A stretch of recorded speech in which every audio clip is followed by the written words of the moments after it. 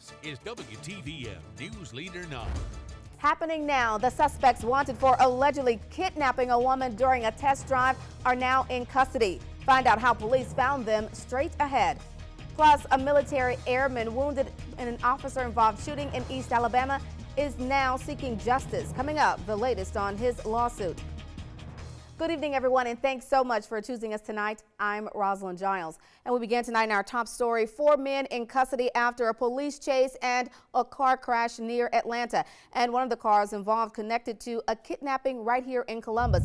Now, the suspects, who have not been identified by police, were in the same red Dodge Charger that was stolen last week from the Carl Gregory dealership on Victory Drive. During that incident, a saleswoman was kidnapped but released unharmed. On Friday, traffic came to a halt on I-20 west of Atlanta when officials used a pit maneuver to force the red Charger to spin out into the median. Now, according to the Douglas County Sheriff's Department, one of the suspects pulled out a gun, and that suspect was shot in the arm by deputies. All of the suspects are being held in the Douglas County Jail. And a second vehicle, also believed to be stolen, was involved in that car chase. Police are still searching for those suspects. Now, coming up tonight at 11, hear from people who saw everything as it all happened. Also tonight, an East Alabama family is now filing a lawsuit following an officer-involved shooting. A 20-year-old airman by the name of Michael Davidson was shot in the stomach. An Opelika police officer allegedly pulled the trigger. It all happened following a car accident on Interstate 85 last month. On Friday, Davidson's family filed a civil complaint against the city of Opelika and Officer Philip Hancock. The Alabama Bureau of Investigation is investigating the shooting.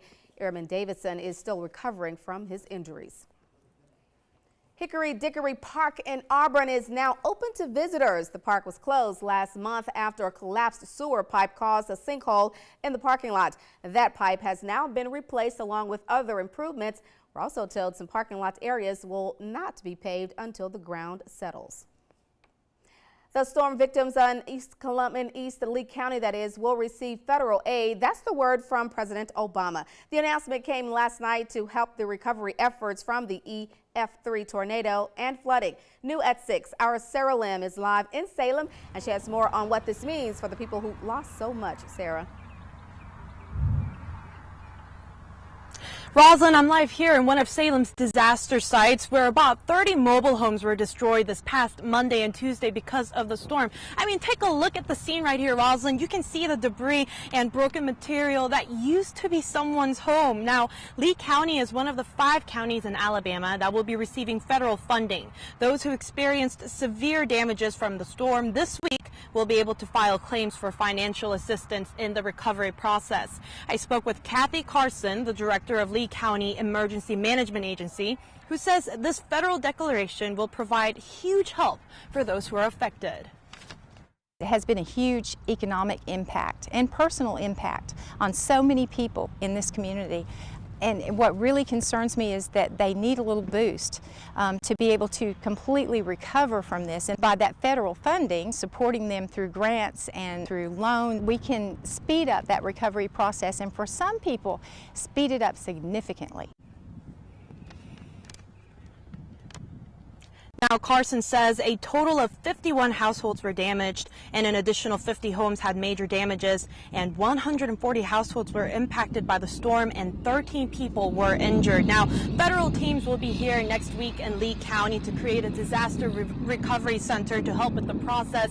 The location has not been determined yet. In the meantime, make sure to visit our website at WTVM.com for more information, and watch our newscast at 11 tonight. We got the full story and more information on what you need to do if you were affected by that storm. But for now, I'm live here in Lee County. Sarah Lim for WTVM News Leader 9. Back to you.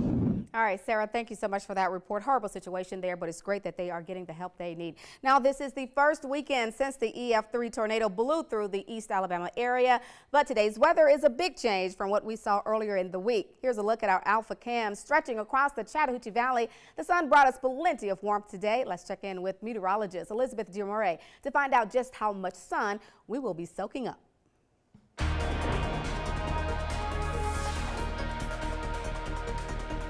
Yes, a big change from last weekend. We were getting ready for all the storms that came in our area early last week, but lots of sunshine today. Highs in the 70s. Tomorrow we'll see highs in the 80s, and we'll see that 80-degree mark for the rest of the week. So those high temperatures always great with lots of sunshine as well. It's making it for a great work week. Satellite radar shows a very quiet picture across the entire southeast. Not very any clouds across the area. That'll be the case as we head into tonight. We'll see clear skies. Temperatures right now still very nice for your Saturday evening. We're at 78 here in Columbus, 73 in Auburn, 79 still in Montgomery. We'll only reach the lower 70s tonight, so it's going to be a great night to enjoy anything outside you do have planned. Get out and enjoy it. We'll have that full work week forecast coming up a little bit later in the show. All right, thank you, Elizabeth. Hundreds turned out today to get down and dirty in the Highland Mud Run. The race started around 8 this morning, taking racers through 18 obstacles, including a huge mud pit, a barbed wire crawl, and an 80-foot-long water slide. The 5K attracts runners from all over Columbus, South Georgia, and Alabama. One man who took part in today's race has been paralyzed for 20 years, but says he doesn't let that stop him. For us as a family, we do these things together, and we show everybody you can do anything. Be in your chair, you're overweight, you're perfect shape. This is a prime example to go out and have fun. So we're a group of family, we're all dirt bags, and we have a ball.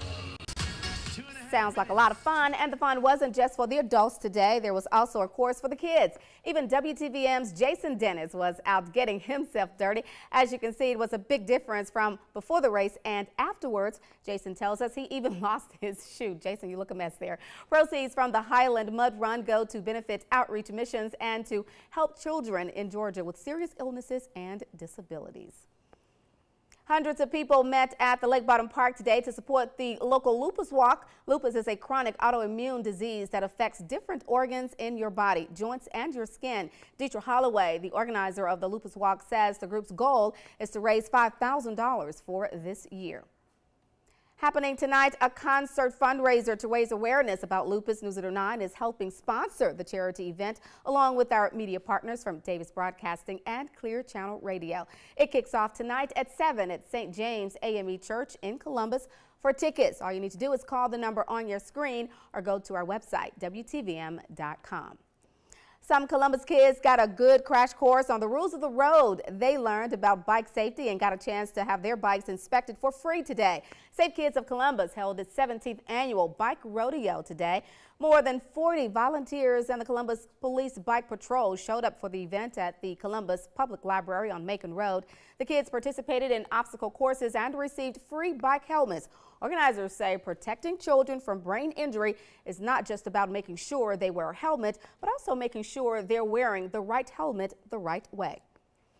More than 60 years of rich black history is now hanging on the walls of a new museum in Harris County. Pictures and plaques commemorating the only high school for blacks in Harris County during the 50s are now on display. The Carver High School Museum held its grand opening today. The idea was birthed a year ago by museum committee member Dot Starr. After much hard work and long sweat hours, committee president Leonard McGee, along with other members, brought the plan into reality. The museum is housed in the school cafeteria on Carver Circle in Hamilton. I have the honor of emceeing today's wonderful ceremony. Mother's Day is next Sunday, but students in Muskogee County are taking a step ahead to let others know what their mother means to them. Well, today at the Mildred Terry Library, children read their handwritten essays on the subject, and the program was sponsored by the Southern Anti-Racism Network. Participants were not only scored by how well their essays were written, but they were also graded on their clothes and how well they presented their work. The top 3 were awarded cash prizes. Scott's Miracle Ride is on the move. Find out where the Miracle Riders are today in their 21st day journey and what they're hoping to achieve in this year's ride.